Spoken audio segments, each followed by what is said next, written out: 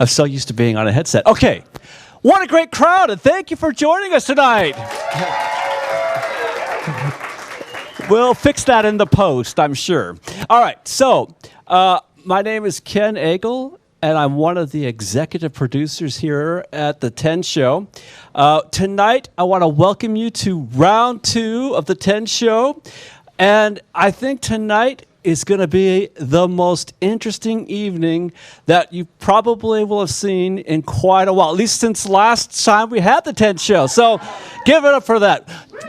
We have 6 producers that have advanced from rounds 1, and those 6 producers met here on Monday night, where they started their fierce engagement to select a script, to go through the process of selecting actors, a director, if they chose to do so.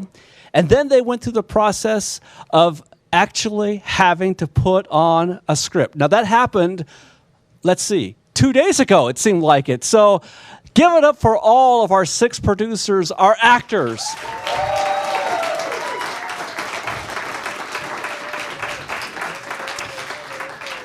So now the night has come when they get to put on a show.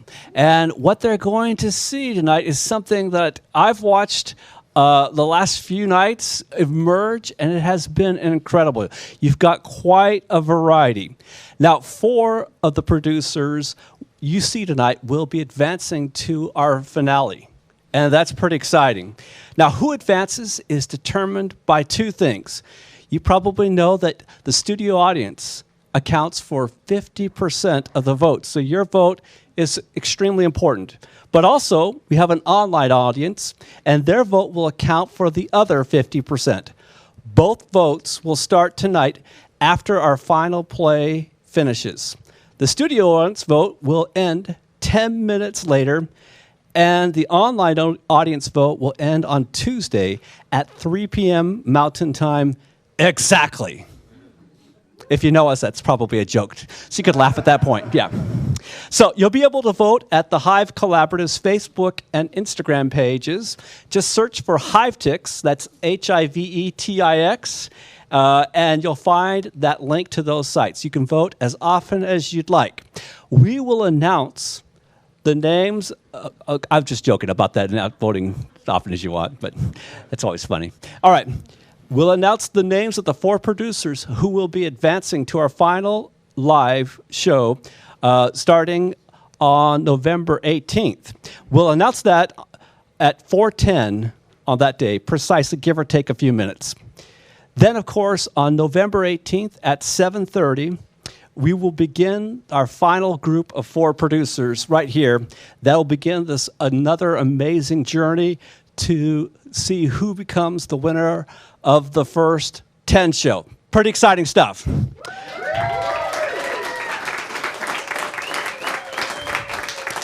That will be on November 23rd, right here. So if you can join us again, that would be awesome. Now, let's not get too far ahead of ourselves. Tonight, we're going to have 6 plays. We're going to show you the first 3 plays, and then we'll have an intermission and go from there. So our first play will be Before the Morning Rush by Jamie Horan. Then we'll have Someone Else's Eyes by Barry M. Putt Jr., and then we'll do The Rewrite by Linda Crawford.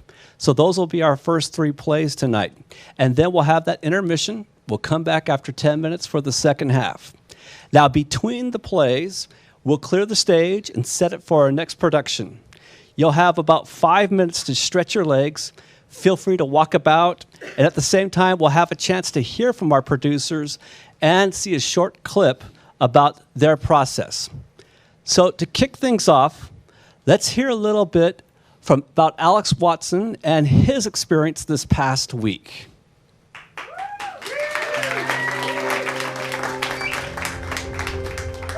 I'm Alex Watson, and I'm producing and directing the play Before the Morning Rush, written by Jamie Horan. I currently live in Los Angeles, California. My full-time job is I'm an editor at Disney.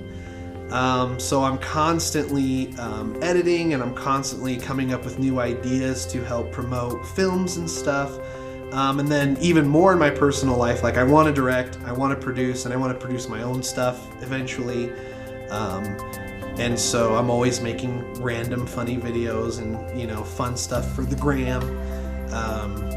But yeah, it's a constant and very prominent thing in my life. I love to entertain, and in any way, any capacity I can do it, I try. So during the first week of this, I had a lot of things going on. I had my work, which was a constant worry. I had a film festival that I was trying to do. Then one day it all kind of just piled together. I was sweating, I had a dry mouth, my chest was super tight. I felt like numbness and stuff. Luckily I was with a nurse friend, and she thought it'd be best to go to the ER. So we get to the hospital, and I'm sitting there, and they're doing all these tests. At the time, I had no idea it was a panic attack. Like, for those who've experienced panic attacks, it feels like you're dying. It wasn't something I would wish on anybody. So after they told me that, you know, it wasn't anything, I mean, panic attacks are definitely serious, but they, you know, it could have been worse is what I'm saying. But I gotta tell you, after that happened, I had a moment where I was like, do I call this off, like being a part of the 10 show, or do I keep going? And the one thing that kind of just came to mind is that I feel the less anxious here, and I feel more at home here doing this, and, you know, just like really bringing characters to life and creating these worlds. I think it's just because I love helping people, and I feel like getting people distracted from daily life is just such an underrated thing. Like, so I decided to call my work, call everybody else, and just say, hey, I need a break, and I'm gonna work on this play because it's something that I love, and it's something that I'm very passionate about, and it's something that brings me joy and peace. And luckily, even my work was like, please take the week off and have a good time, and they all watched the stream, which was really cool, and like they put, in our conference room, they like put up a few of the interviews and stuff. It was pretty crazy. Something that also during that time of just sheer panic, I kind of realized just how important family is. Friends come and go, like they have to live their lives, they have to do their thing, and family is always just gonna be there. And I don't know about everyone's family, like I definitely have had ups and downs with my family. I think we all have.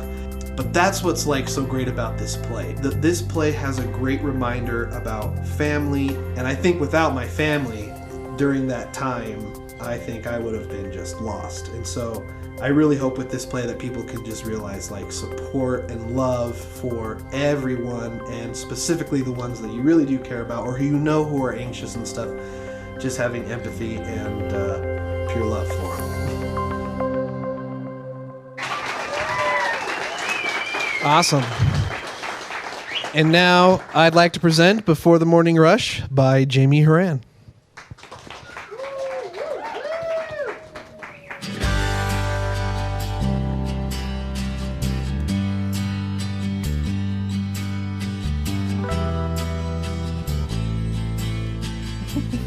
I know what you're doing. It isn't gonna happen. Just having a slow coffee and reading the paper here. Tell me one thing you've read in that paper. You've been looking at it all through morning. I bet you haven't seen a single word. New Star Wars coming out next week. You've been talking about that for months. Star Wars isn't news. Is to me. You seen those previews? Luke's gonna fight Vader. Shh, keep your voice down. You're older than me. Star Wars doesn't count. What else? I'm waiting for... Oh, for Pete's sake, Dwayne, she's too pretty for you. Not that you don't have your own charm in your own way, but she's got a handful of suitors trailing after her, and you know everybody thinks she's a catch. Those suitors are far more attractive than you or me. Slicker than a Spitshine Chrysler besides. Now, I'm not trying to discourage you, but... Oh, he's saying you ain't got a chance. That's what I'm saying. I'm not trying to be mean, but after what happened with Judy... Listen, I just don't want to see you get your heart broken again. Neither does Mom. Can't I just talk to her? Neither does Mom. What? What are you still doing here? He's waiting on that new girl, the nurse. Oh, are you gonna talk to her? I don't know. Rusty thinks it's a bad idea. Lay off him, Rusty. He's gotta try again sometime. What, just like that, you're going to take his side? There ain't no sides about it, Russ. He's my little boy. Same as you, okay? But he deserves to talk to any woman he wants to. Well, if she was going to be here, she'd have been here 20 minutes ago. Bet she's on her way now. Well, if she's not here in the next 5 minutes or so, you're gonna be late. And then Tom's gonna give you grief and we're all gonna have to hear about it. Rusty, I can plainly tell you have not put the bacon in the oven, because if you had put the bacon in the oven, I'd have smelt it. All right, Gary Schneider and his crew are gonna be here, and they always order BLTs, and your left rations prep more. While you're back there, go get that utensil tray. Hey, Mama's arm is sore, but don't you worry, I'm sure it's just a tendon. I'm gonna see the doctor after my shift, but that means you need to polish it, put it in the bin, and kindly just put it on the table. I'll wrap it when you're done. Remember what I talked about with you? Hey, look at me. If you starts getting dark, you find a mirror and you just let all the bad things out. Just get them out, because you don't need them.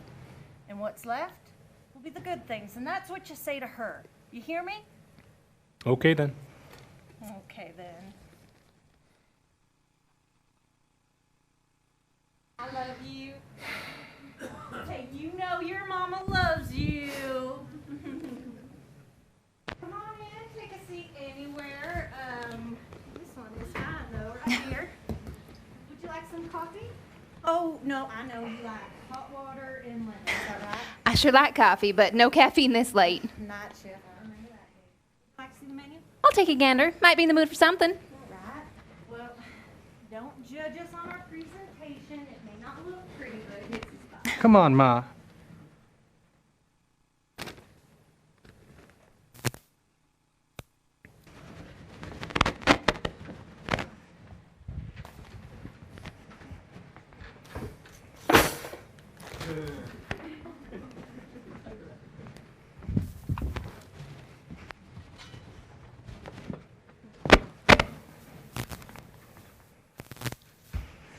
Sorry, Dwayne.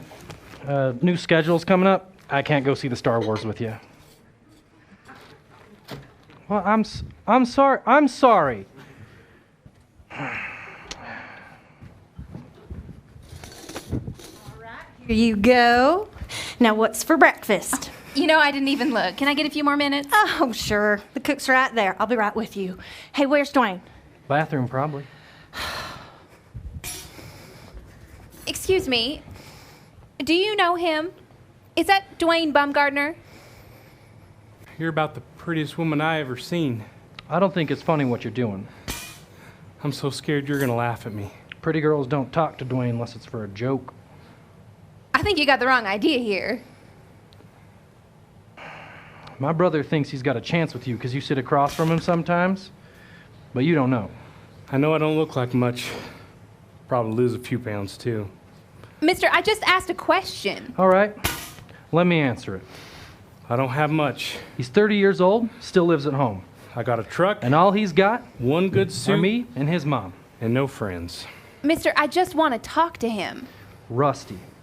Now, I know I'm coming on a little strong.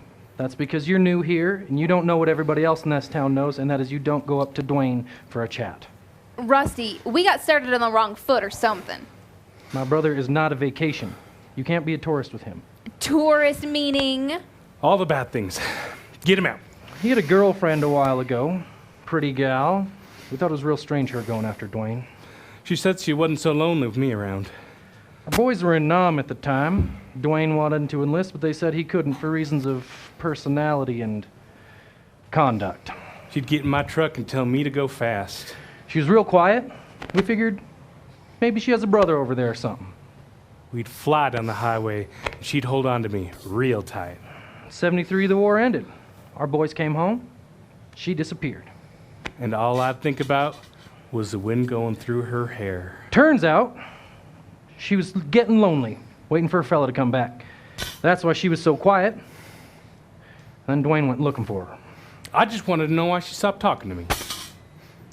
He got drunk. She broke his heart, so he put her fella in the hospital. Lucky they didn't press charges or stick around. They moved to Minnesota. Now, Dwayne is trying to forget, but everybody in this town knows most everybody, so he can't. I'm just a nobody in the middle of nowhere. But I'm trying my best. I wish that I was just a face in someone else's dream. I could disappear as soon as they wake up. It's okay you think I'm ugly and fat, because I am. But I'm lonely and friends is all I want. But you're the best part of my day anymore, so I hope that's okay. I don't know what to say. Don't say anything. Just let him walk. All right? Dwayne's finally starting to get better, and I want to keep it that way.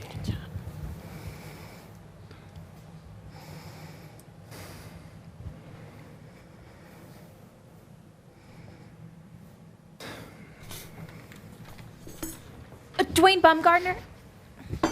You don't know me. My name's Beth Hansen. I think you knew my brother, Robbie Hansen. He mentioned you. Robbie? That was a while ago. He still got that motorcycle? No, motorcycle's gone now. Shucks. I sure like that bike. Robbie doing all right then? He passed a couple years back. Lived with me in Cedar Falls after the war. Came back and he was just different. Not my Robbie. Disappeared for weeks on his bike. Come back in real bad shape. Helped out when I could, but he was just somewhere else. Said his bike was on fumes when he met you. You got him a motel and money for food and gas. That you talked to him. You were a friend. He couldn't stop talking about you, Dwayne. Came back. I hadn't seen him smile like that since high school. Oh, Dwayne, that you? Oh, my baby boy did that. His problems were just too hard to fix. Officer found him on the side of the road. I think he felt guilty. In January, Dad got sick, so I moved up to Floyd and got a job at the hospital here. I'm glad I found you. Robbie was nice to me. I'm sorry to hear about your dad. It's just lonely. I don't know anybody here, but I know about you. I'm not looking for romance, don't have time, but you sure got a good heart, and I'd like to get to know you better. You want to be my friend? I do. Apologize, but I heard you might be looking for someone to go see Star Wars with. If it's okay, I'd like to. Yes! Okay, I got a nice suit. Can I wear it? Not a date. Wear a suit. It'll give me finally an excuse to put on a dress. Oh, I'm going to be late for work. Walk me to my truck? You betcha. There you go, Dwayne! There you go! Oh, you kids doing this to your mama right before the morning rush. Rusty, go check the bacon. Go.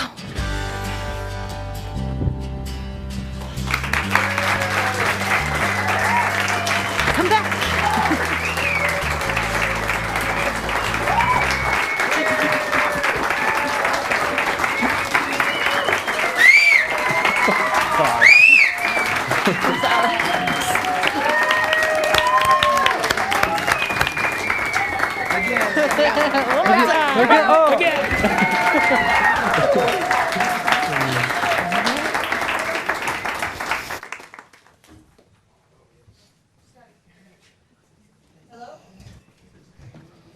I can. Oh, hey, there we go. I'm sorry, I sat Hello. in your seat in the audience. It's okay. A little awkward I there. enjoyed my time. My over there. bad. So, man, what a phenomenal show, Thank Alex. you. Seriously, great job. Thank right? you. It helped a lot that it was beautifully written. Yeah. Like it was, and it meant a lot to me. And yeah. I don't know if any of you saw, but I also very much connected with the script. We bid on it. Yes, we together. did. No, and I'm glad that you got it because you did such a phenomenal Thank job you, with man. it. Thank you. One of my questions is, when I'm directing a show, there's often certain key moments in a script that sort of inspire me with themes for the rest of the show. Sure. What were moments or things that stood out to you in the script that helped you with this concept? Well, the key moment for sure is his dialogue in the bathroom, his beautiful monologue about, talking about him and kind of like really just expressing the dark, bad things. Mm-hmm. And to me, that was like, okay, so this is his whole motivation, is that he's been going through these super dark times, and really he just wants some beam of light, and he's got this great supportive family, and so he sees that in this girl. And what's great is he's a great guy. We find out, and that's another important moment, is when Beth tells us about why she moved here, and specifically for him, to become friends with him. And then I would say also the moment when Rusty was given his, trying to defend his brother, because, he had good tensions in his heart. Defend? Well, I think he was just trying his best to, because we've been there where we want to look out for our family, and sometimes we coddle them a little too much, and We gotta watch out. Yes. Yeah. So those were some of those moments. Well, fantastic. Yeah. Well, while we're rolling out the red carpet, what would you say was one of your biggest victories and accomplishments this week? Like your favorite moment? There was a moment when we were doing, because I wanted this to be funny, because that's what's fun about having family. It's just you, even though you're going through the hard times, you laugh hysterically. We just had some interesting things happen recently, but we were just having a great time this morning with breakfast, and so there was a moment where we were doing our dress rehearsal on Friday, so yesterday, and we had the producers of the 10 show, so not us, but so our Ken bosses. and Dennis, yes, and they were laughing and they were having a good time, and that really helped me, because I was like, okay, great, those beats are hitting and things where I was hoping for were hitting. So, yeah, I often have that moment. You do a show so many times, you kind of forget what it's like. Yes. And then other people see it and you're like, oh, good. Yeah, especially being an Or editor. bad. Yeah, being an editor, you're just editing things constantly, and you're just like, is this good anymore? I know that feeling very well. Yeah, for sure. Well, I thought you completely accomplished so many wonderful things. Thank Totally you. felt like a family. Totally felt what this town Thank was you. like. You did such a fantastic job. Can we hear it for Alex Thank one more you. time? Awesome. Great. Thank you. I want your mic. Okay, good. Wow, an amazing job. Okay, so Whitney, how do you feel about this? Let's take a look at Whitney's week.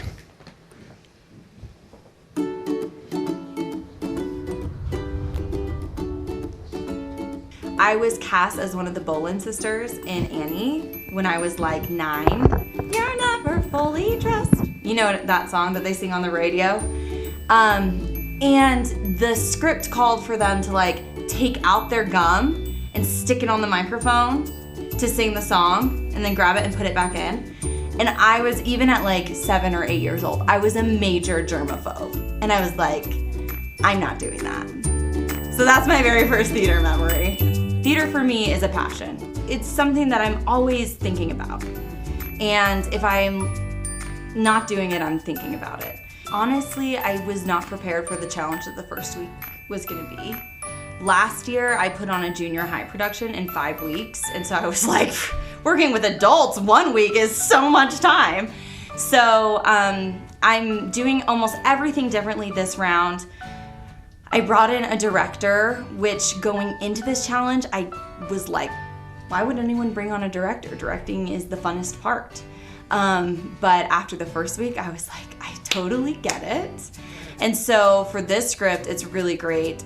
There's already been a couple things where I've gone to Skylar and been like, I'm not getting this line, or I don't like how the character is coming across here. And he's like, oh, well, I think what she's trying to do is this. And I'm like, oh my gosh, yes, that makes so much more sense. And I'm so glad that he's there to provide that different perspective. This script is simple.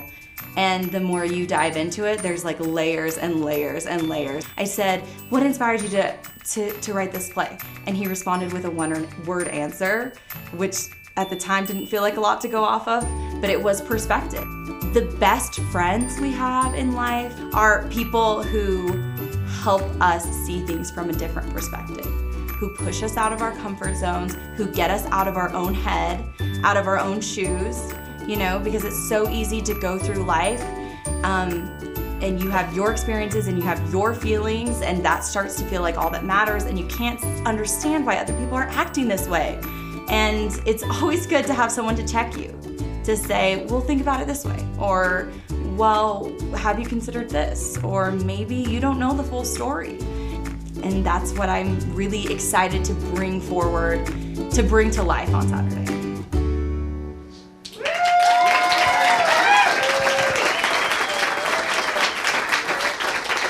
That was the first time I've seen that, so I'm as delighted as you. Thank you everyone for coming out, and please enjoy Someone Else's Eyes by Barry M. Putt Jr.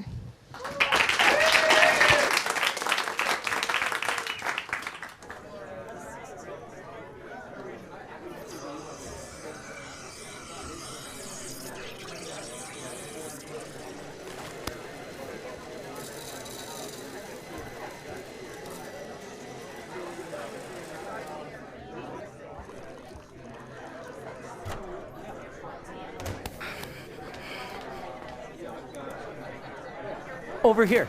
Are you Franklin? Yes, Denise? It's nice to meet you. You too. These things are always hard, aren't they? Sometimes. Please, sit. I've told my friends 100 times I don't want to be set up anymore.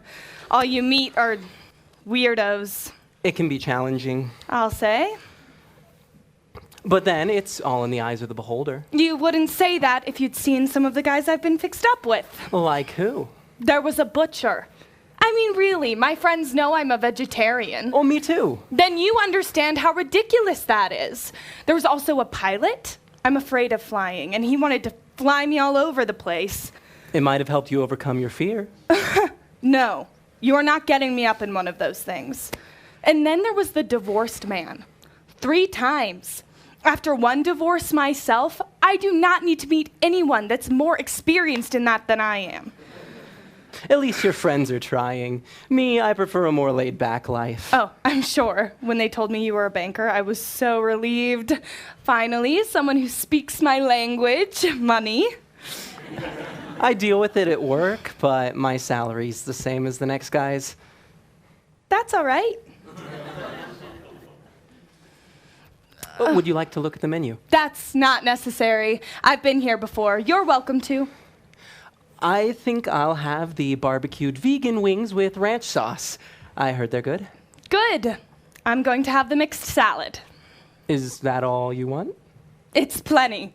I need to watch my figures so that other people will want to as well. You're funny. I'm glad you think so. Can you see the waiter? He's busy. Let's just use the self-service option. How does that work? You just enter your order into this thing here, and then they bring it over to you. Okay. I'll do it. Thanks. You know, people say we live the life we live because we chose it. I find that hard to believe. I got fired from a job last year. Got in all sorts of debt, almost lost my house. I certainly didn't choose that. Maybe you did. Were you happy there? A job's a job, right? Not always. Well, I've got a new one now. I'm getting back on my feet. That's what's important. Is it? Of course. It was getting hard keeping up. I was going around in ratty, out-of-date dresses. Who knows what people must have thought? Maybe they didn't think about it at all. Of course they did. People think about those things all the time. You're back on your feet now. Yeah. You haven't told me much about you. I was listening to you. I hope you do more than sit around like my last date, the couch potato. Actually, I have everything I need right here. You mean you stay at home? Sometimes. I go swimming, too. Laps of the public pool, good exercise. Then I take the tram up to the big ski slope. You like skiing? The atmosphere's great, so exhilarating. It sounds wonderful. I'm not so sure about the heights, though. It's not that bad. You should try it sometime. No, I'm not so sure. We could take a day trip, if you want. I need to be back by 6, though, for my dog. I'll think about it. What kind of dog do you have? A lab. Oh, they're nice, but they're so big. That's Darnie. Oh, what kind of dog is he? A Maltese.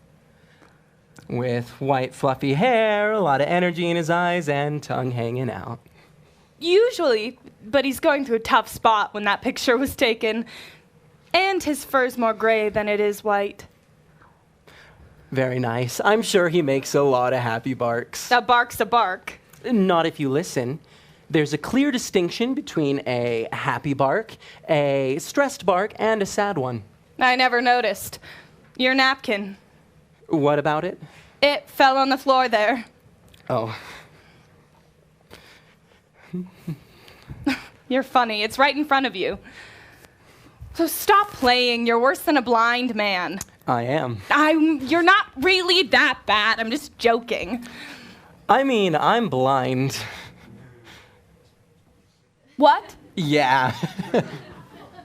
I'm sorry. It's all right. Oh, well, how did you see me come in? I didn't. I smelled your perfume. Really? Mm-hmm. Well, how could you with all the different smells in this place? When one of your senses doesn't work, it makes your others stronger. I see. Oh. Well, how did you get here? I took the bus. You were lying to me about skiing, weren't you? No. Making fun of me. I never said I ski. I just like going up to the mountain to feel the air on my face, hear the sound of the skiers jumping off on their journey. It's exciting. Maybe. But other than the heights, it's all too spectator for me. How do you know? Have you ever tried it? I just know. People put things down sometimes that they really don't know anything about.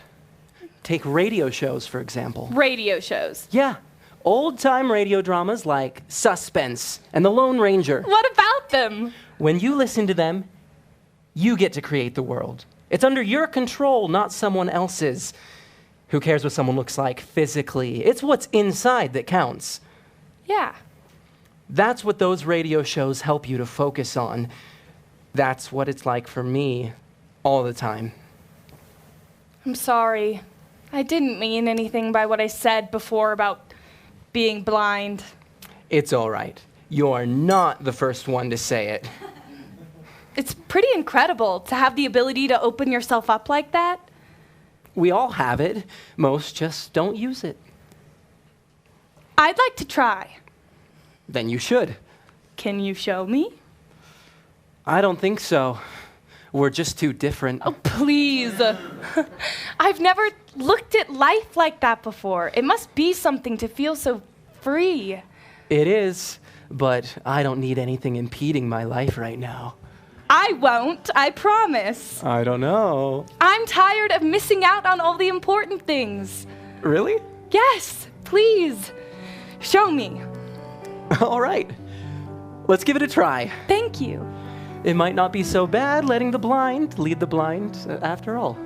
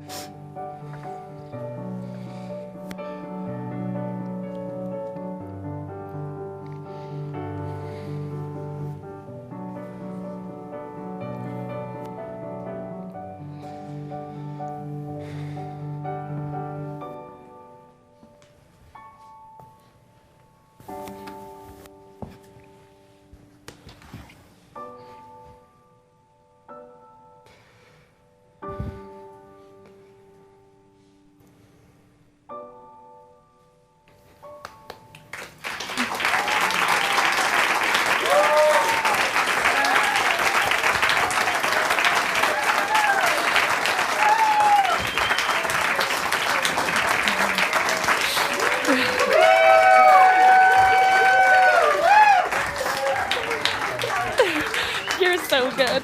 I love it. Awesome. Let's give it up again. One more round of applause. Wow. We'll scoot over a little bit. Awesome. Well, that was great. That was amazing. Super great stuff. So me and Whitney got to do this the first round. Do you got it? It's up, okay. And you chose to go with a director who's standing right here, right? Yes. Correct? Awesome. So tell me some of the, why you decided to do that, and then what are some pros that happened with having a director? Well, mostly I just wanted help. Okay. Because it's a lot of work to put a Yeah. show together, the costumes, the set.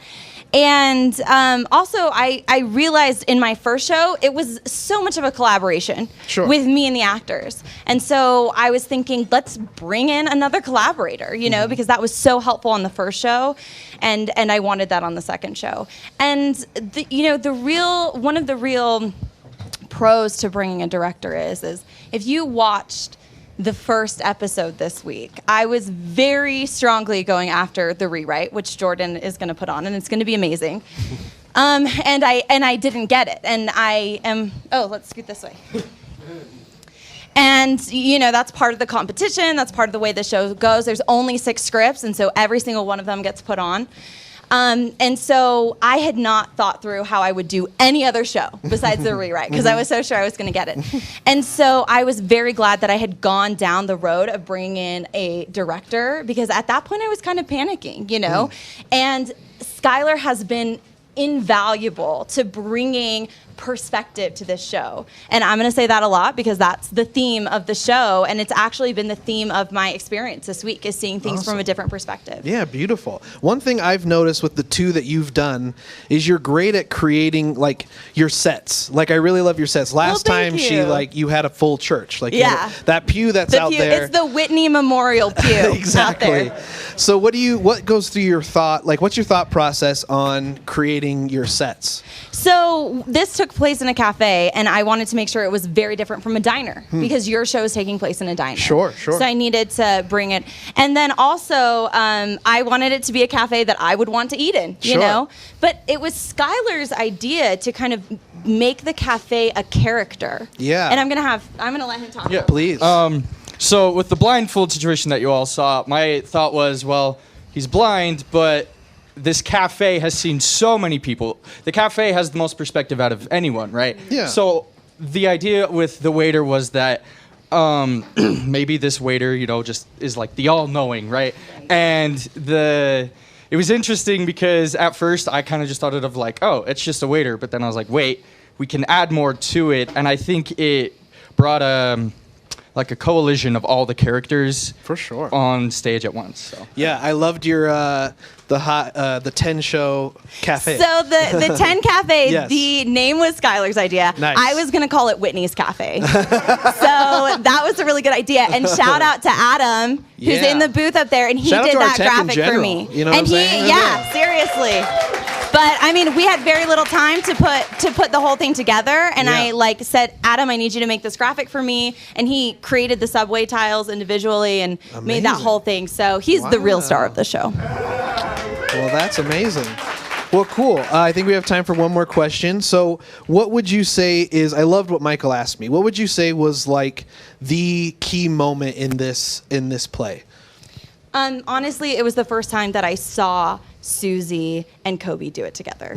I didn't see this script as a love story, and when they sat across from each other and said the lines, I was like, oh my gosh, this is a love story. Do you want to answer that in 2 seconds? Yeah, so I definitely agree, but I think the one thing that really was touching for me was the ending scene of him showing her every little detail, how he would see it. So, From a new perspective. Yes. We all love new perspectives, don't we?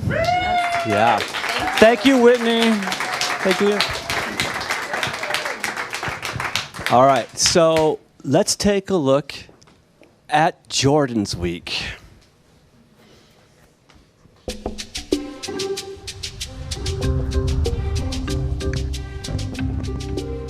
My name is Jordan Aspen, and I am producing The Rewrite by Linda Crawford. When I read through the plays, pretty much immediately I knew I wanted to do the rewrite, and I tried to go in really tactfully, and I was just kind of feeling out the vibes of how much money was being bid, and I kind of had this is my different budget scenarios. And so the way it played out, once we got down to the end, I was like, poop. I have to like put all my money, it was more even than I had. It was like the very top of my budget for the script. So once I did that, I knew that drastically dropped my director budget. So like from that point on, I was like, poop. So yeah, I knew it was coming. Like it had passed through my mind that I might not get the chance to have a director this time. And I knew that at some point, one of the weeks, if I were to advance, I wanted to direct one. Didn't know it would be this week, kind of sprung up on me, but it's great, it happened, and I'm ready for it. But yeah, it's a lot more going on, and my brain is in like a million places, but I actually feel like I'm being productive still, and it's really great to get to play with the actors. One of the things that I was looking for was the energy. The energy of the person was one of the biggest things that helped me decide in the readings distinctly. And each of them are energetic and determined, and they bring something really lively to the script. There were many things that drew me to the script. I really love the way she's just used the language. It's got this cool feeling of, like, it feels like it's heightened language, but it's also so natural and human and realistic, and it just flows super well. And it's funny, and it's quick, and it's witty, and I loved the arc of it, and I loved the character progressions, just everything about it. There wasn't one thing that I could complain about the script. I also wanted to go in with something really, really different from what we did last week, and so this definitely gives me that opportunity. I think there are a lot of different things you can take away from the script, but one thing I really hope that people can take away is just to think about how what you do affects other people, whether you realize it or not, or if you're doing it intentionally, but maybe it comes back around to you in the end.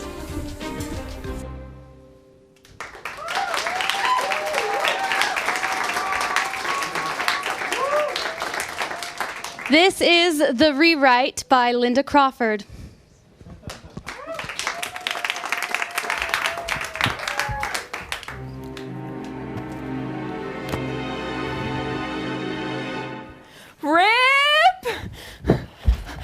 There's someone here to see you, I'm Rip. reading. I'm afraid you'll have to stop. I was promised an undisturbed time. You can't expect me to read all these plays amid constant interruptions.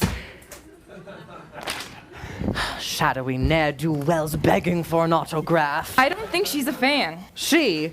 An actress with a grudge? We didn't use women for the female roles. I doubt it. She has connections. Zeus. I was told we couldn't refuse. Ah, but finally, a good one. Agamemnon 2.0 by Charles Mee, a remaking of the Aeschylus classic. Here, read it with me. It will be good for you. You be Clytemnestra. Let me experience her words coming at me from here.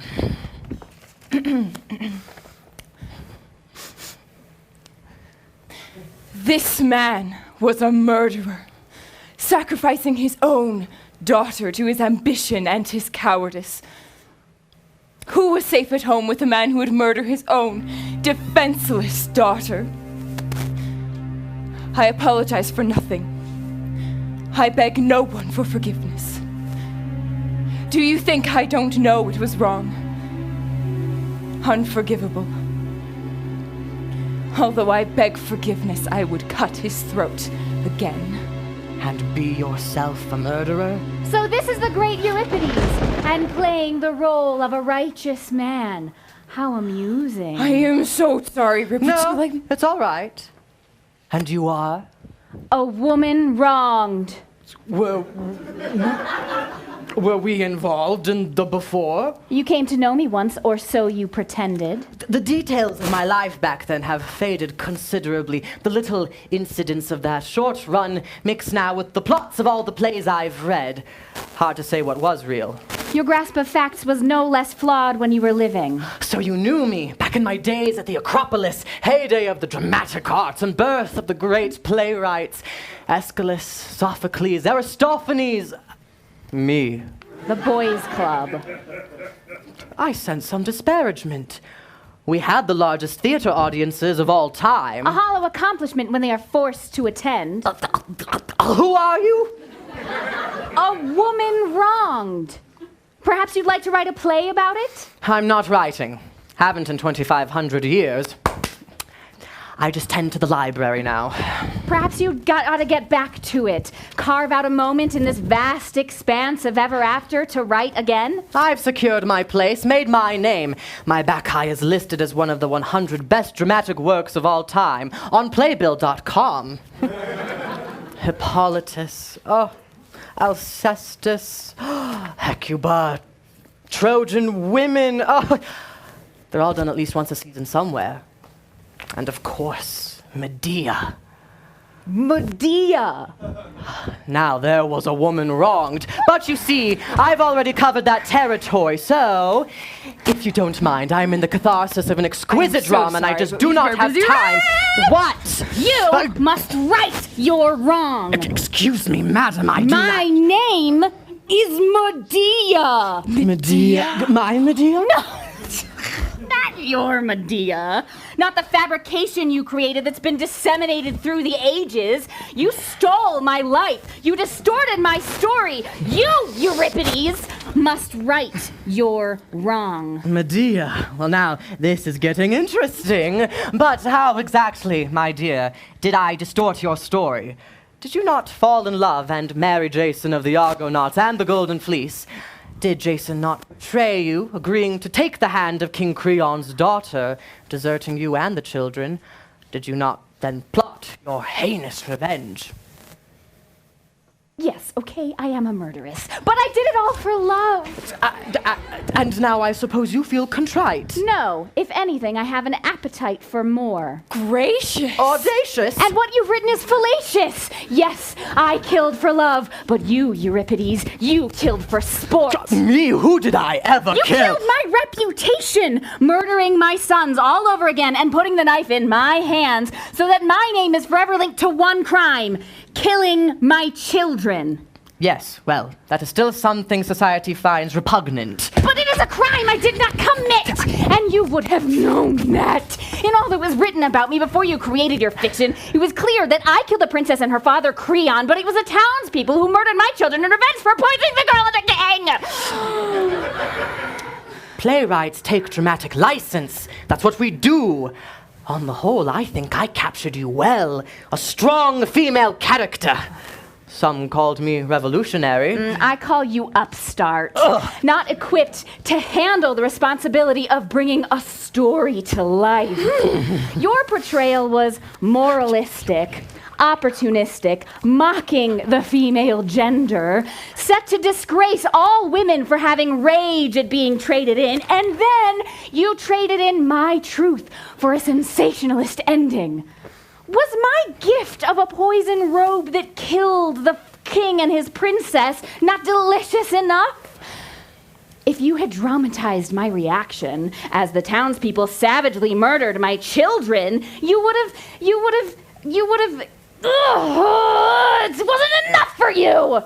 Ugh. Everyone's a critic. What is it they say? There are 3 human compulsions. 1.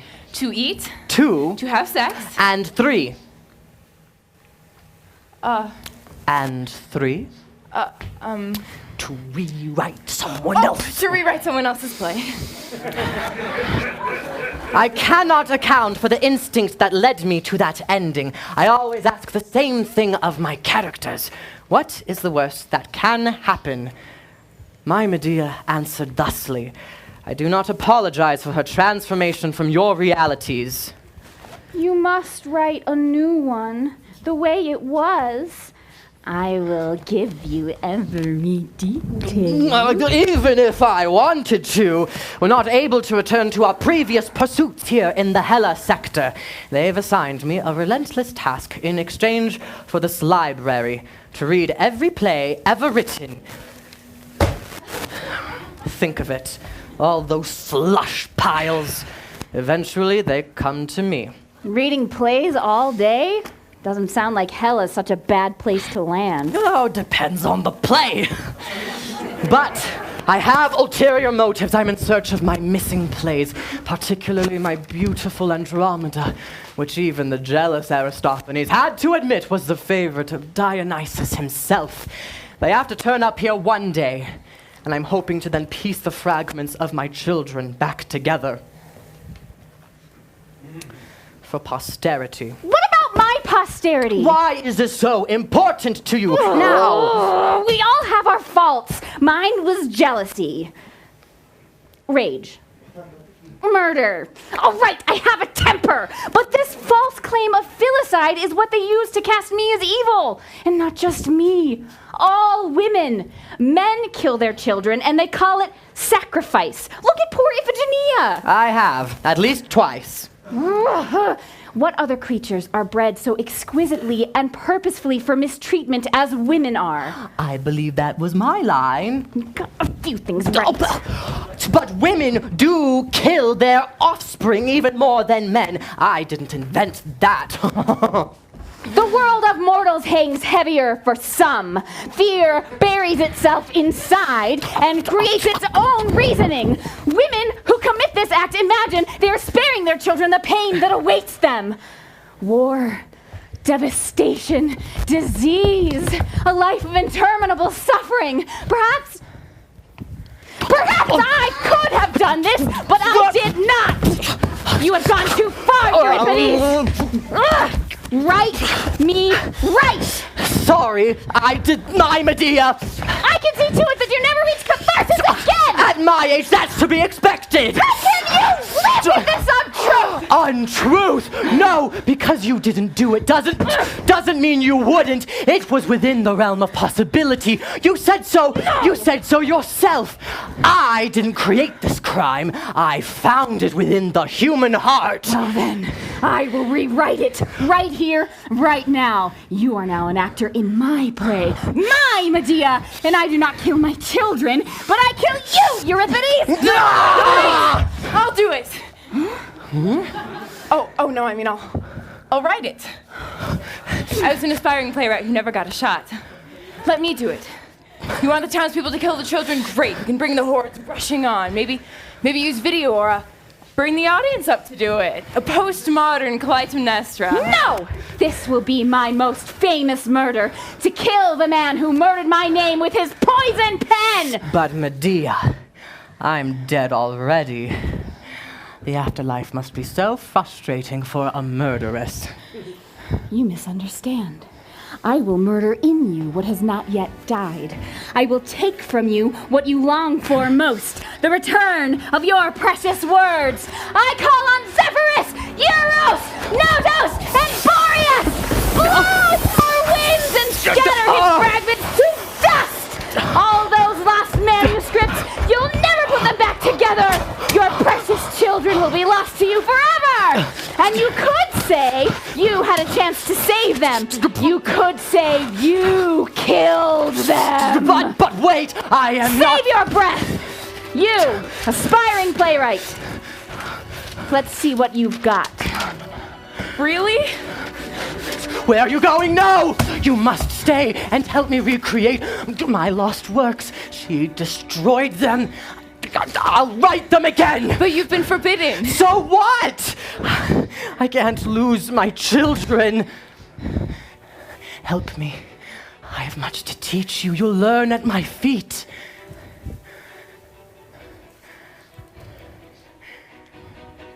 Sorry, Rip. You should know better than to tangle with a woman like me. A woman like you. A woman like me. Clever. I wrote that! We'll keep it in.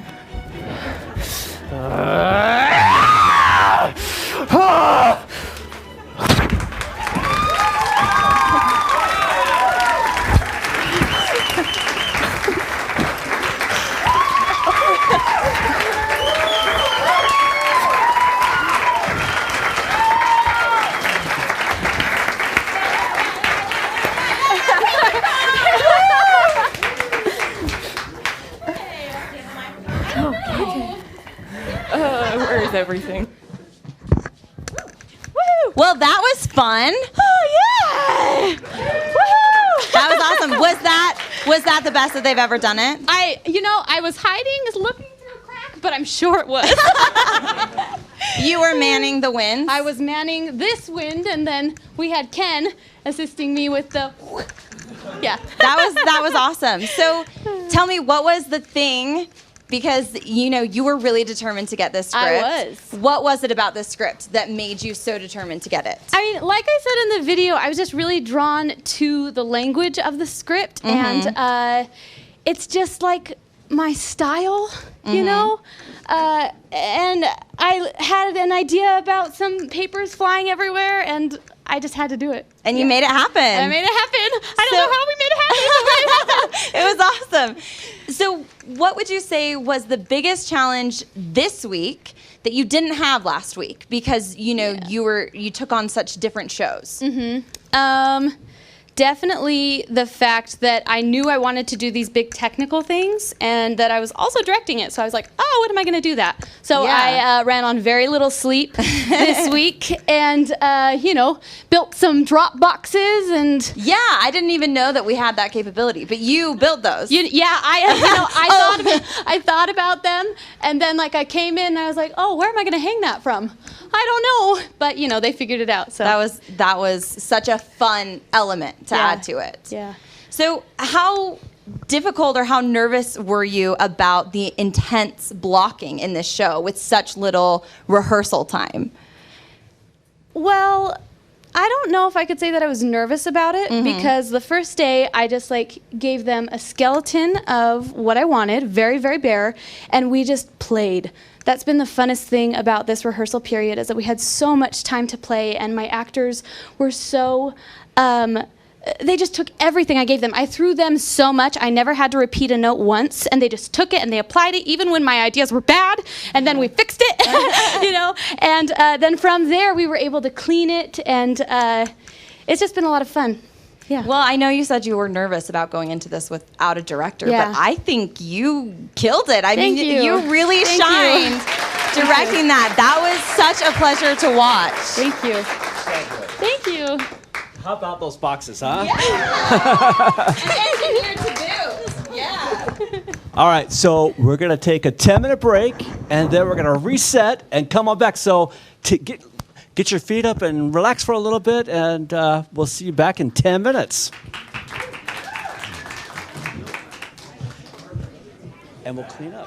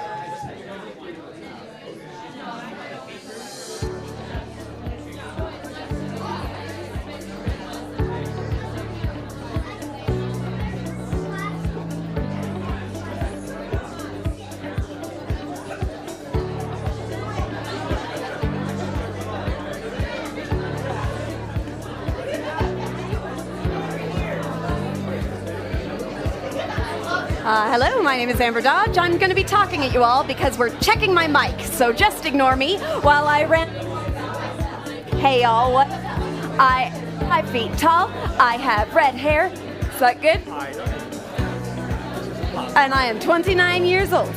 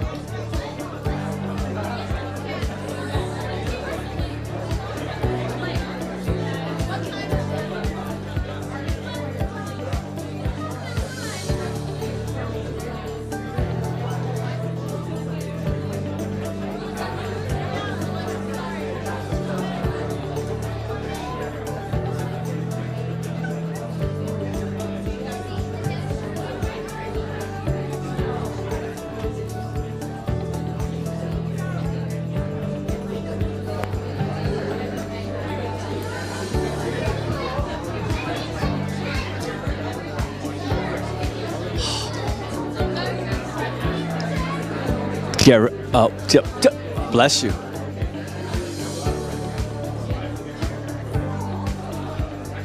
What sign? Oh. Hey, Chris. Oh.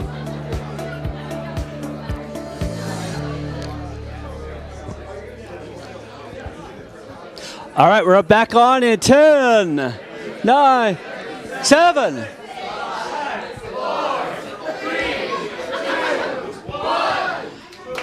Wow. Thank you so much. Are you having a good time? Awesome, awesome. So, for the second half of tonight's performances, we're going to be taking a look at the following shows. You haven't changed a bit by Donna Hoke, and that will be followed by White Walls by Jack Rushton, and then finally Teeth, and that's been by Max Rubin. So we're really excited for this final three plays for your enjoyment. I think you're going to have a great time. Let's learn a little bit about Chris's week and how that went.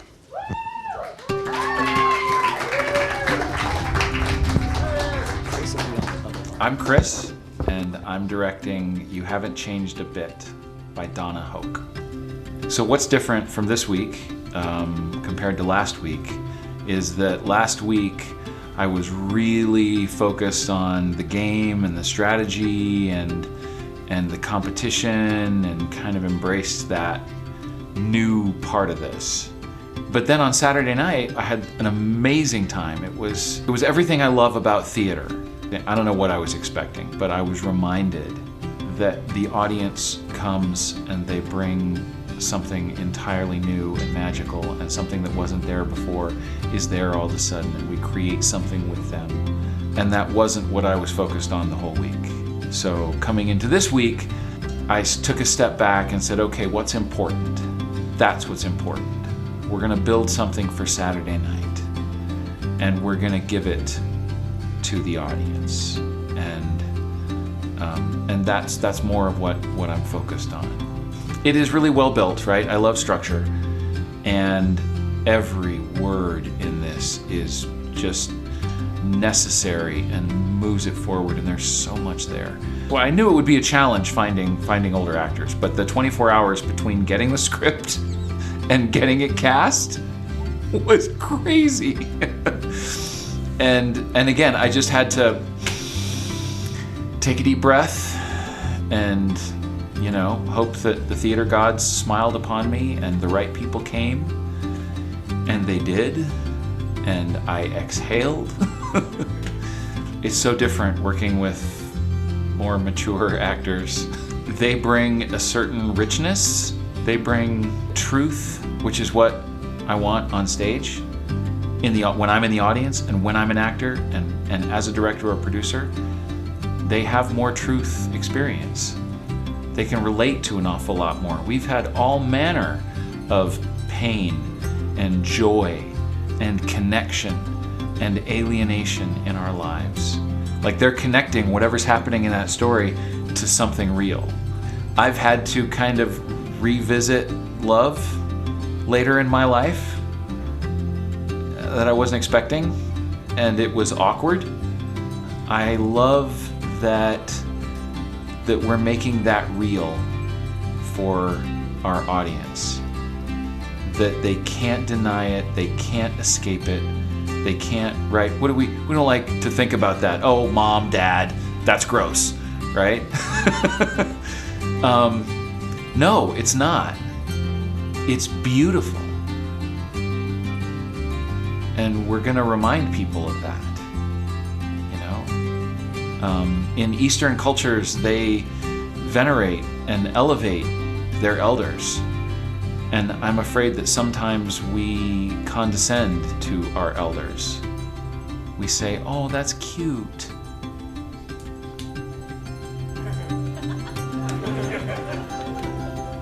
This is more than cute.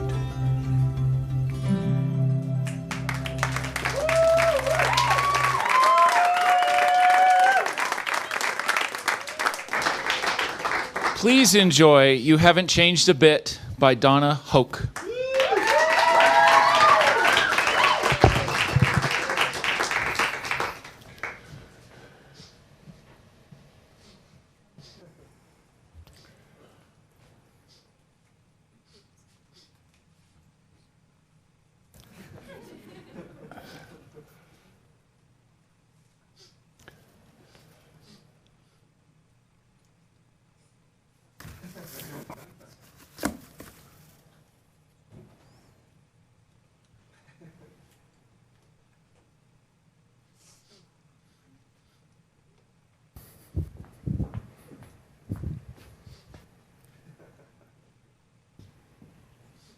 Are you here for the 70th class reunion? I sure am, Lottie. Oh, you recognize me. You haven't changed a bit. Oh, I'm sorry. Oh, Len Bennett. Len, I apologize. I haven't been to any of the reunions, and I'm I very know. nervous. I've been to all of them. Oh, I never felt the need. Well, I'm really glad you would. Well, the letters would come, and I'd put them aside and thought I'd think about them later, and I just never ended up coming. And I'm so glad you did. oh, the reunion committee was a little hard to resist. Their letters were just consistent. Well, it could be our last chance. Oh, that's what they kept saying. Our last chance. But I suppose that's true. You've been missed. I have? Well, I haven't thought about high school in years. Or the people. Howie Peters. We voted him class clown. He used to make me laugh so. He's gone. Emphysema. Oh, that's awful. Silly, funny Howie. Oh, what about, I'd really like to meet Patsy Parker. We sat next to each other in homeroom. We used to laugh Parker, Parkman. Because of our names, we'd be joined for the rest of our lives, but I haven't seen her since high school. Yes, she's dead. Just died recently, actually. Oh, that's awful. Oh, now I really miss her. That big-toothed smile, remember that? Oh, Mary Albright, was she? Liver cancer. About 20 years ago. 20 years already? Well, yeah, she ended up marrying Carmine Jackson. Carmine Jackson. Remember him from the football team? That smoothie. I never thought he'd settle down. Is he here? He went before Mary. He had Alzheimer's. That's the worst. I thank God for my mind. If you've got your mind, you've got your life. Mary had a tough time with him. I should have written her a note, but I didn't know. Well, she got the cancer right after. Poor thing. My husband had cancer. It's been about 5 years. I heard. I'm so sorry. I wanted to send a note, but I didn't think it would be appropriate. I never thought I would have to start getting used to remembering that life, the one with him in it. Oh, maybe my mind really is going. High school seems so many lives ago. Oh, the reunion committee must have had some time getting people to come. Oh, well, a lot have been coming all along, and so we sort of kept track. I've really missed out, haven't I? Well, I don't know. You know how it goes. No, not really. Tell me. Oh, well, the first one, 10 years. There was a lot of remember this and remember that and catching up and who had kids and what kind of work you did, who made it, who didn't dare show up, who got fat. 10 years later, we were all fat. And then there was we started counting up divorces and remarriages. And then he started again. Carmine, right. All the big football games. Right, start talking about those again. And then we put on a slideshow, and all of us jumped in, remembering this, remembering that. And then the next one, I think that's when we all started talking about how old we were getting and how it wouldn't be so bad to be back in high school again. Then we started losing people. I don't know. After that, I think we were just happy to have each other and to share memories that reminded us of who we were before we were walking so slow, before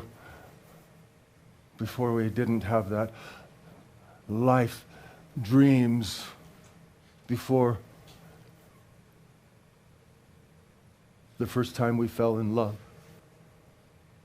Benjamin Brack. Now, he had a name for the pictures, didn't he? I don't suppose 98. Gehrig's. Oh, I wish I'd known that. I really wish I'd known that. Well, you know, I kept in touch with him over the years. If it helps, he remembered you fondly. As I remembered him. Where does the time go? Flutters by like a butterfly. Beautiful. Fleeting. That's very poetic, Len. And sad. Sad for me and Betsy and Ben and Patsy and all the others. I remember them so young. And sad that there's nobody left to remember me that way. A sweet-faced girl instead of this old lady. Oh, I do? But I don't You liked blue sweaters. Yes. I liked you in blue sweaters. Len, you're making an old woman blush. And you braided your hair every Friday. Well, that was when it was getting dirty. Do you remember when I interviewed you for the school paper? You were protesting that girls weren't allowed to play sports. It was right after the war, and you said that you were looking for some kind of new cause. I said that? How self-important you must have thought me. Oh, no. Not at all. I took pride in putting your views into the Trumpeter. The Trumpeter? I haven't thought about that for years. Well, you were busy then. Oh, you saved them. Well, my earliest bylines. I don't like to let go of things. Leonard Bennett. Len Bennett. Oh my! You're Lenny Benny. Oh! Nobody's called me that since the last reunion. You sat behind me in English class for 4 years and always asked me how my weekend was. Yes. Oh, and you smelled like Menon. Oh, that was my dad's. Oh, you asked me to the high senior ball, but that was before you knew Benjamin had asked me. Yes. I wish I would have recognized you. Well, it's been a long time. Oh, but you recognized me. You haven't changed a bit. Oh, what am I going to do? People are going to come and they're going to recognize Lottie. me and I won't recognize them. Lottie. And I'll be so embarrassed. We're it.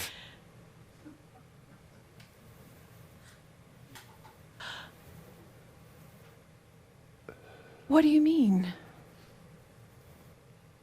We're it. We're all that's left of our class. That can't be true. It's true. What? They insisted that I come, that it would be my last chance. It is our last chance. The reunion committee. I was the reunion committee, Lottie. Just you? All by myself. You sent all those letters? I wanted you to come. So there's no reunion.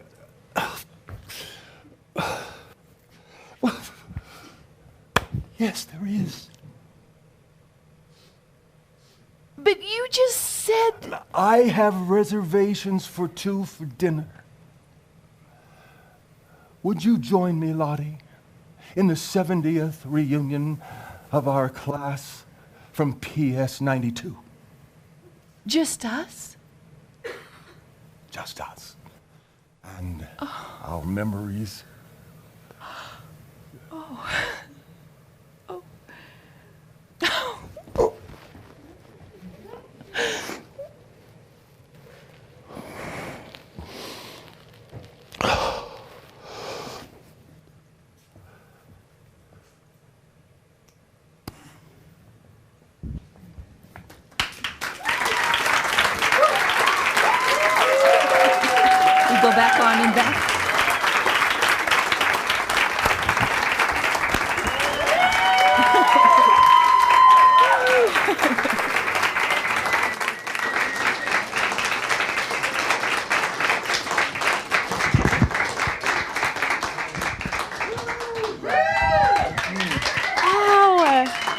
is the song. Yeah. That was really beautiful.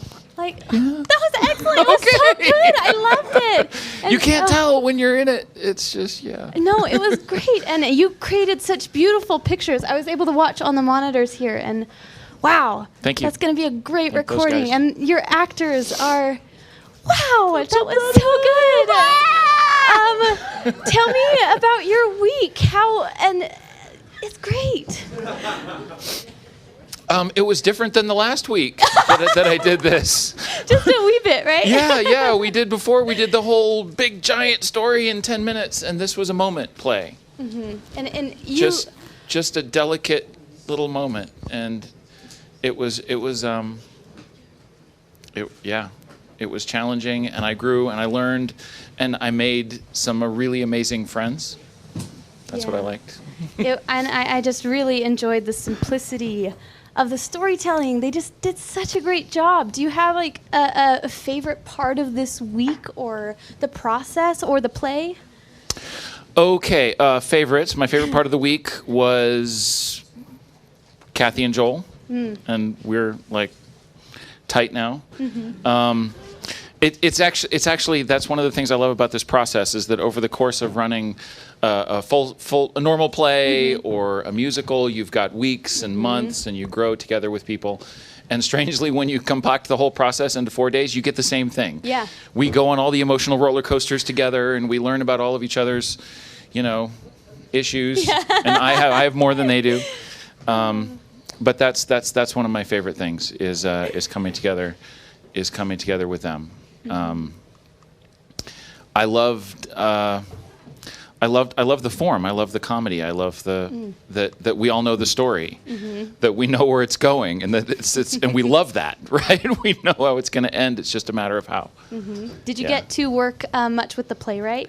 A little bit, yeah. At the beginning, it's really, really solid. I didn't really have, is. right? Yeah.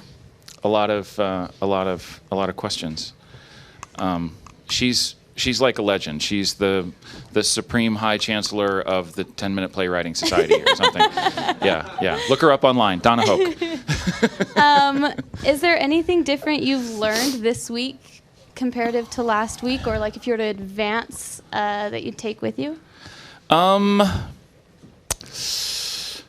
Yes, that it's like whatever, and I said this in the video, whatever I think it's going to be about, it's not.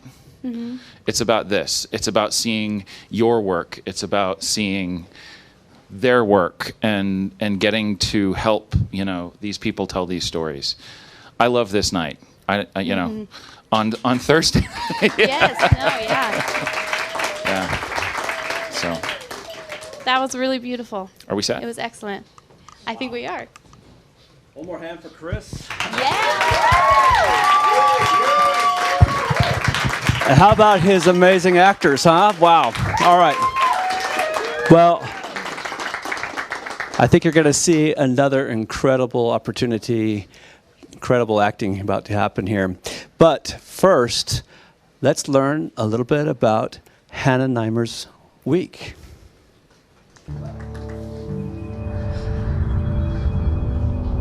I was in kindergarten and they did the 3 Billy Goats gruff, and I was cast as the troll, and I remember going home and my mom putting me in this like really old 1920s like furry coat, and me bringing it to school as my costume, and like being so loud during the performance, and the rest of the kids just not being into it as much as I was. She's a little more dramatic than the rest of us. She's a little bit more bossy, but like, she knows what she wants. That's what I got when I was older. She knows what she wants. The decision that I made was to hire a director, which was Josh Durfee, which is Jordan's husband. And they worked together the week before, and they put on a beautiful show. I got that little idea. It popped into my head. Like, Mom was eating pretzels right before the show started. I was like, that would be kind of juicy to hire Josh because I admire him so much. I had directed a show in the summertime of 2018.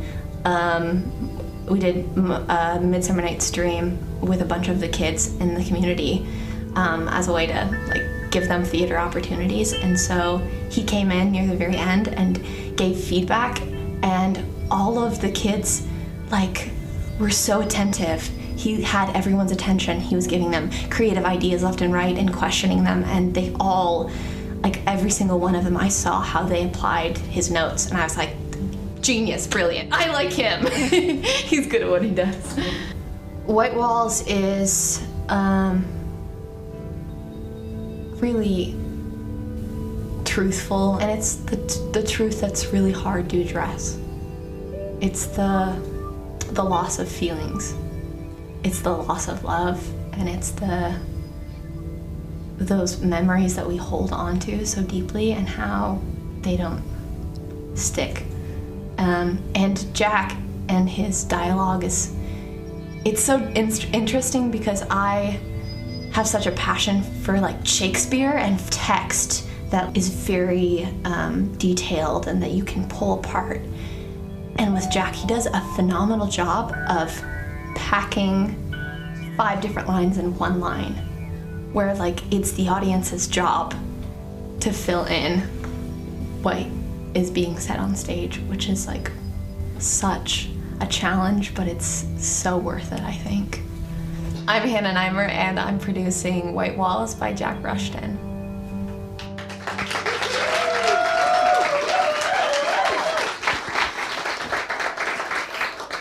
Thank you so much for coming to the show. This is White Walls by Jack Rushton.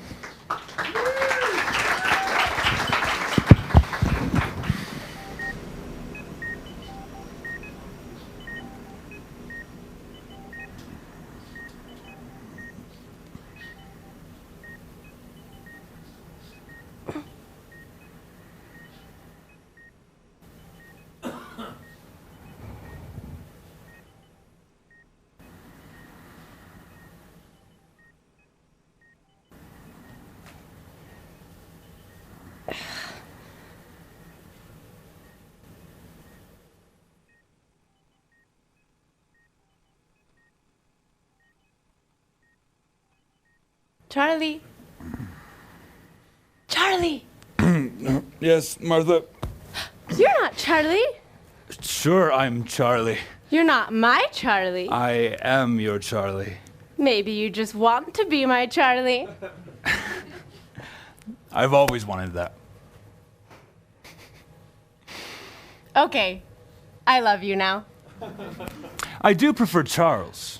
Charles. Sounds so princely. And Martha sounds so Washington. The Prince and Martha Washington? Sounds like a TV show. You want to watch television now? No. Play cards? Too many kings. Backgammon? What about Charlemagne instead of Charles? The French king? You hate kings. I'll be a countess, and you'll be the king, and you'll have a countess for a mistress. What should I call you? Martha of Fontainebleau.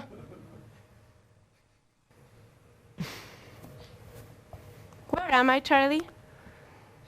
In a living room, Martha. This isn't my living room, is it? It's a room for living. Do I have to stay? For now. Do you live here too? I visit. I'm your visitor. I need someone, Charlie. A permanent someone. A visitor is transient. Nothing's permanent. Not for any of us. Have you lost someone?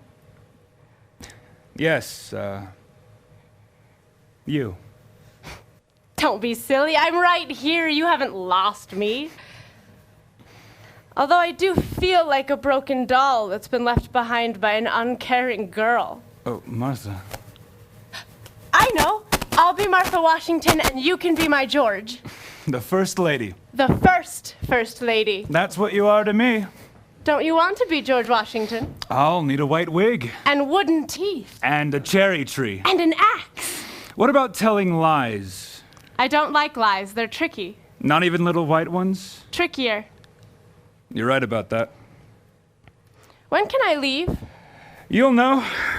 First they'll know, then you'll know, then I'll know. It'll never be the right time, will it? I think that's mostly up to you. It hasn't been so far. What if I just got up and walked out the door? Would they stop me? Yes. What would you do? Ride in a convertible. Martha. Our convertible. It's blue with white leather seats. The Pontiac. It's Granville. Midnight blue. It has funny striped tires, too. Those are white walls? Just like the walls in here. These walls are very white, Charlie. Martha. Martha. Where did you go? I see the leaves, Charlie. You do. I remember more than you think. Goshen. You said land of Goshen. I'm better at remembering now. On the way to Lakeville. Where you went to school. There was a covered bridge, too. That part of Connecticut is pretty with all those autumn leaves. Like flames of a dancing fire. Dancing flames, that's what you said. And the wind was in my hair. That was the best part. The worst part, too. I'm getting better, Charlie. But I'm scared of getting better at the same time. Why, Martha? I'm better at hiding. We've both been good at that. I want to hide from you right now. No more hiding. You've been hiding too? Not anymore. You've said that before. Don't get angry. Just tell me the truth. Your truth or mine? Your truth, Charlie, just your truth. Do you remember swerving? Yes. And the truck coming right at us? There was a big bend. North of Goshen, you grabbed the wheel. You weren't looking. I was looking at the trees. No, you were looking at me. Please leave now. You were saying something to me, Martha. You were saying it very loud. Midnight blue! The truck was straight ahead. Your hair was flying all over, and you weren't looking because you were saying something very loud. Through the rushing air, you were screaming. That I knew something about you. You screamed it. You were screaming it as the truck came around the bend. Its horn was blaring. What did I scream? You know the rest. We were swerving and you grabbed the wheel. Your words came through your wild hair. You put me here, Charlie. You put me here. The leaves were dancing like flames. What did I scream? You screamed louder than the blaring horn. What did I scream? What did I scream? What? That I wasn't your Charlie anymore.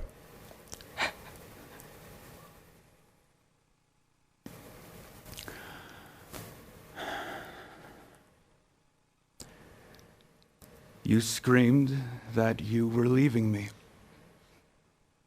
That's what you screamed. And then we swerved and went down the ravine. You tried to kill me. No, Martha. You tried to kill me. You almost did. Are you my Charlie? Do you still want me to be?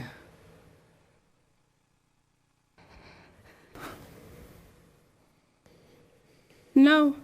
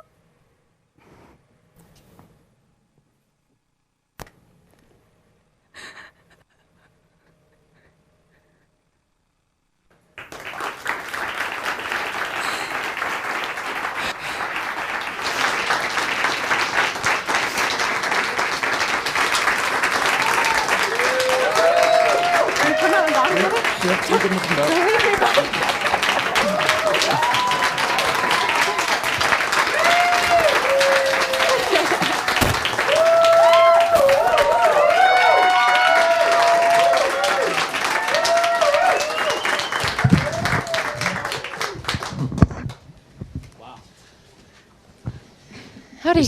Is there a Josh mic? Okay. Okay. He'll come back. I love you guys, and I love that play. And if I didn't get my play, I wanted your play. And so I want to talk a little bit about the play. So I want to ask your director. Okay, until your director comes here, let's talk about hiring a director.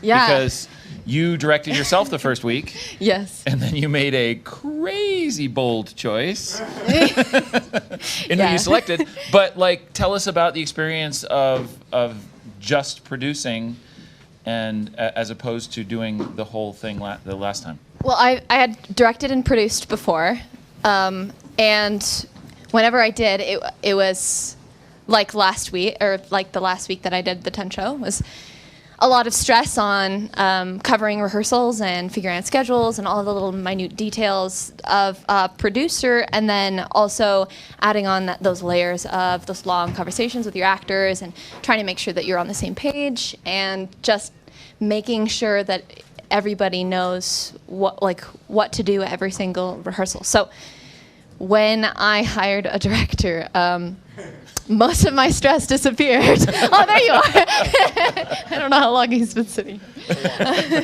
But yeah, I think we both were more focused on the aspects of our jobs. I was able to look at the bigger picture, and he really nailed the job of communicating to the actors, which was really great. I'll go over here now because I was in the way over there. Okay. Sure. Yeah. So talk to us about the highs and lows of this script. Like what, because, right, we're together. We've talked about this, about what I love about this script. Yeah. And you had amazing actors. So what made this, really amazing, and maybe what were some of the challenges?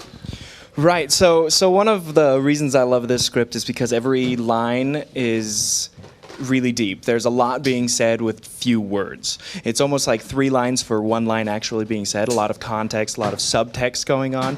So honestly, there weren't many lows. It was rather easy to direct this because we had 2 great actors who pulled and brought everything they could and really just felt. They had worked together before. Tayson and Zell both had done a show previously together, so we didn't have to worry about the chemistry aspect of it at all. I think we were both really pleased. Show. Yeah, a different show before. Okay. So it was really nice. Okay. What's been the most rewarding part of this process?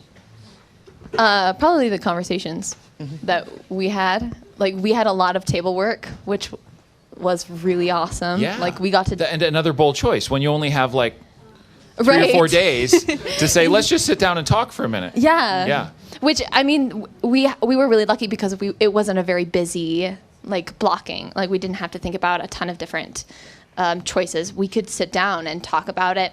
And we trusted our actors to follow their impulses when it came to, the lines in their bodies and following through with that. Awesome. Yeah. Awesome. Well, I'm getting a very kind of together feeling about my side view mirror here. I don't know. It's looking like... Are we good? No? Okay. Okay. Ask me another question. Let's all look. Yeah, which question would you like? Pick. Pick. These are talking points. These are really good talking They're really points. good ones, yeah. I wanted to do something, yeah. I can't read. I think you used every single question on this card. Too. I did. Okay, tell us more about your cast. Funny story. It's a really sad script, guys. We didn't have backgammon? Backgammon, yeah. Yeah, we didn't have backgammon. We looked for it. It's the really old. It's not even that funny, guys. I promise we laughed.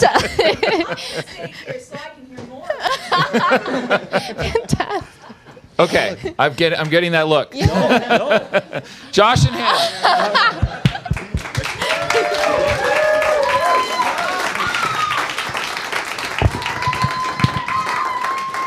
All right. So I hope you've had a great night, but I think you're going to have even more greatness. Let's take a look at Michael's week.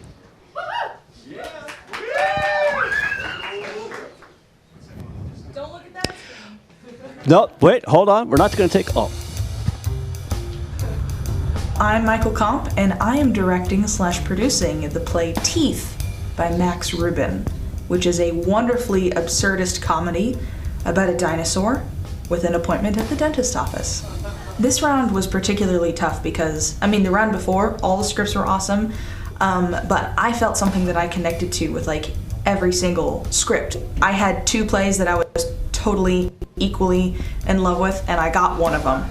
And it's going to be a challenge, but a challenge that I am really excited and also nervous to take on. But I'm also very lucky in that I got some killer actors. Amber clearly knew the script when she read it. I didn't have to explain anything to her. Here was someone who approached the script just, boom, already knew it right off the bat, and I knew I wasn't going to have to work with her a lot to help her fill in those gaps. She's coming to the table already with that there, and her comedic timing is spectacular. There she is right there. Amber's coming in the room. Hi. Yeah, come here. This is Amber, and she's super funny. Hi. I'm Amber, and I'm super So apparently anything can happen in live Sage. Danny is Yes. a large, imposing man who has She's an amazing ventriloquist. Watch dinosaur this. physicality and vocals, and I will admit that the All right, we're going to have to reset that because we want to see your actual face. It's so much better that way. No. It's on the screen. I'm almost sure of it. Very sure of it. I don't live in the flat box. Sure. In alternative reality, I'm sure you're in that flat box. Okay. So, how's we doing? We ready upstairs? Are we good upstairs? Apparently. I'm Michael Komp, and I am directing / producing the play Teeth by Max Rubin, which is a wonderfully absurdist comedy about a dinosaur with an appointment at the dentist office. Deja vu. This round was particularly tough because, the round before, all the scripts were awesome, but I felt something that I connected to with like every single script. I had 2 plays that I was totally equally in love with, and I got one of them. And it's going to be a challenge, but a challenge that I am really excited and also nervous to take on. But I'm also very lucky in that I got some killer actors. Amber clearly knew the script when she read it. I didn't have to explain anything to her. Here was someone who approached the script just, boom, already knew it right off the bat, and I knew I wasn't going to have to work with her a lot to help her fill in those gaps. She's coming to the table already with that there, and her comedic timing is spectacular. There she is right there. Amber's coming in the room. Hi. Yeah, come here. This is Amber, and she's super funny. Hi. I'm Amber, and I'm super funny. You are. Danny is a large, imposing man who has great dinosaur physicality and vocals, and I will admit that the stature difference between Danny and Amber is something I'm wanting to play with. So the play is definitely unique, and some of the shows that are in round 2 have like an obvious moral or lesson to them. This one not so much, but I don't think it means that there isn't something to learn. One of the main things about absurdist theater, the like true classic absurdist theater, is that the whole idea is it's written in such a way that construes and blocks the obvious storytelling of it, so that the audience is forced to find the way that they connect to it. Definitely, this show has something to say, but I think because of how interesting and absurd it is, it's going to have a different thing to say to each audience member, which sounds like a cop-out, but that's just what absurdist theater is. So I'm very excited to see what it's going to mean to people. Definitely it's a story about, here's a woman who meets a character and has a certain impression of him and has a different impression of him by the end, and how the people you meet in your life change you. But it's also about a dinosaur.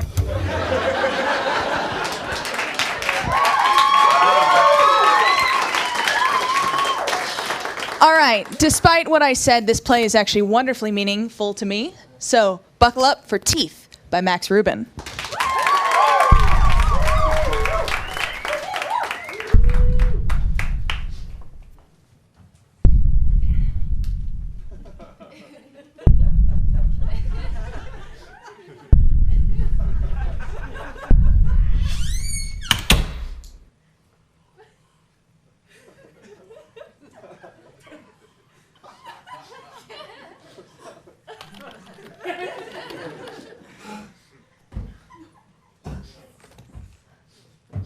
Dr. Sanderson, that dinosaur is still waiting for you.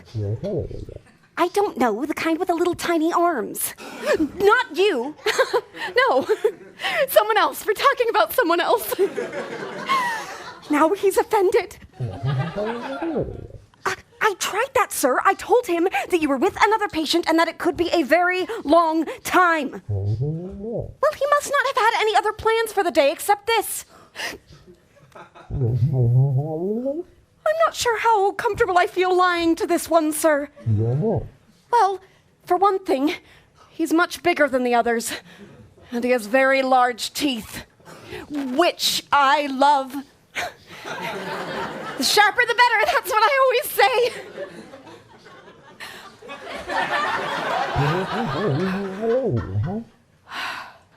Very well.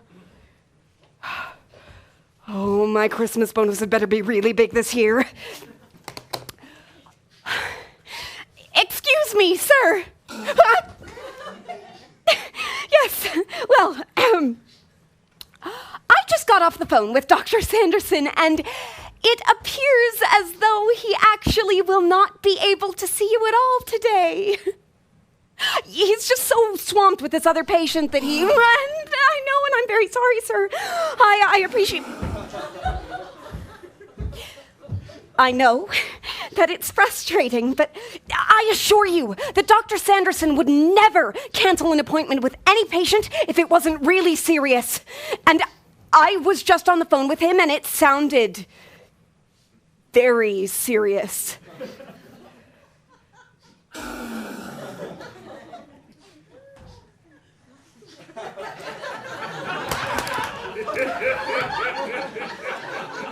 Yeah, so he doesn't want to leave.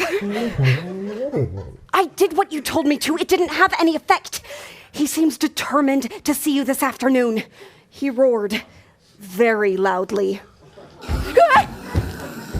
As you should have done. Good for you. Well,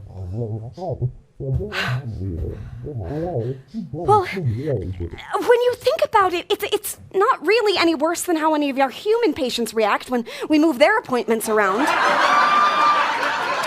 He just happens to be a I know, but maybe this one's different. Maybe he just wants his teeth examined. Look, Dr. Sanderson, I don't have a lot of experience with dinosaurs, certainly not as much as you.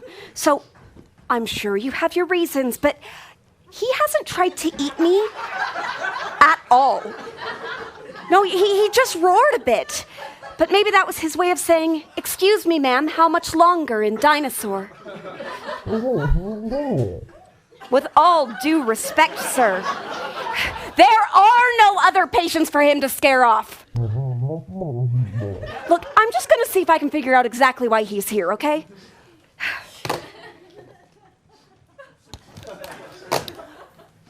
Excuse me, sir. Do you have an appointment?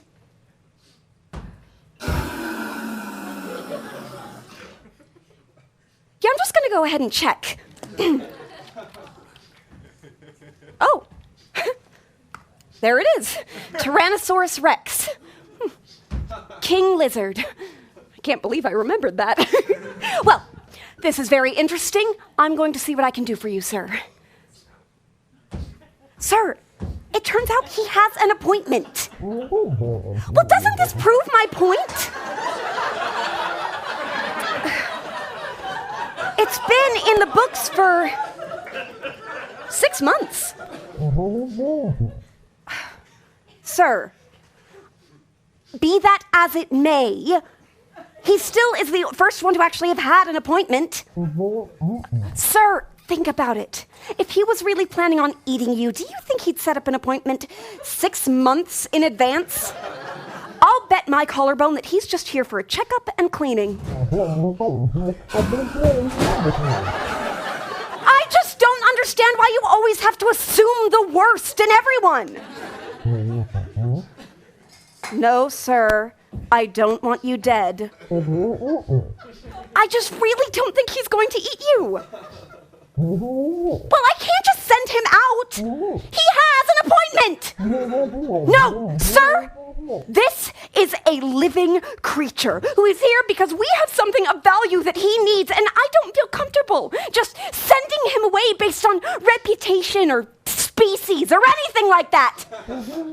Since today! Are you threatening me? Very well.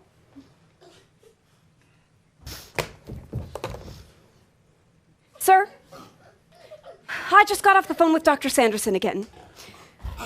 It appears that, well, Dr. Sanderson, are you here to eat him?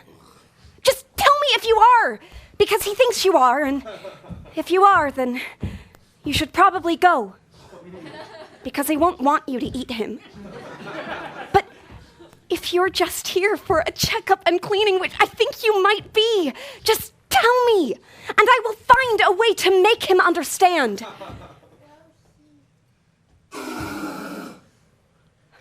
Is that a yes? A no? I don't understand. Oh, I wish I understood. I'm sorry. I'm so sorry. I can't lose another job.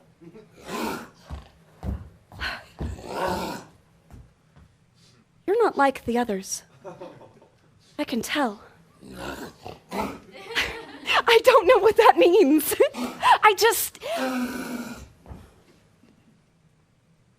No. He's wrong. He is so wrong. If you ask me, he's the one who deserves to be wiped out.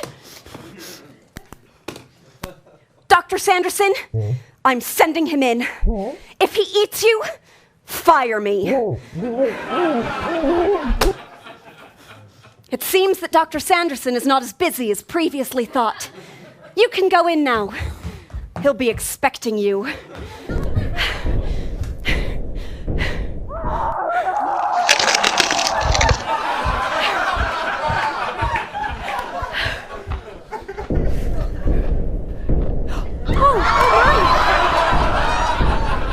Oh, you're covered in... Your eyes. They're blue.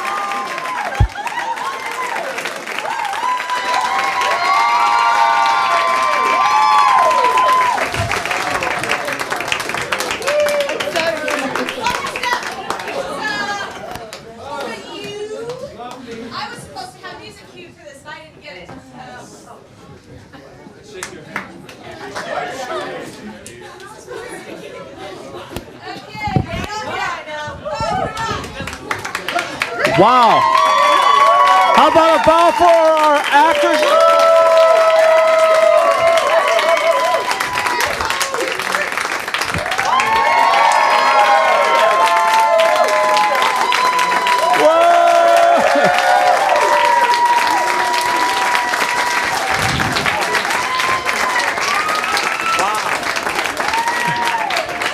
Thank you so much to all of our playwrights, our producers, of course our directors, and our amazing actors. Thank you all so much. You're bloody. And of course, thank you so much for coming, both here in the studio and online. We greatly appreciate your being here. And we have some business to take care of right now. So you have the difficult job of taking out your ballots and choosing which of our 4 producers will go to the final round. So studio audience, you may begin your vote now. You have 20 votes. You may allocate them as you like across any of the shows. Keep in mind that doesn't divide by 6. but that's going to take your math skills to another level. Also, online audience, please look for the applicable post on Facebook and Instagram. Search HiveTix. That's HIVETIX. Votes will be counted on Tuesday at 3 p.m. Mountain, so get your vote in before them. Now, don't forget to watch November 18th when 4 of our producers who will have moved on to the final round will bid for new scripts. Amazing new scripts that will challenge them even further. That's 7:30 Mountain on November 18th at HiveChannel5.com. I'm Ken Agel for The 10 Show. Thank you for watching. Good night and Hive out.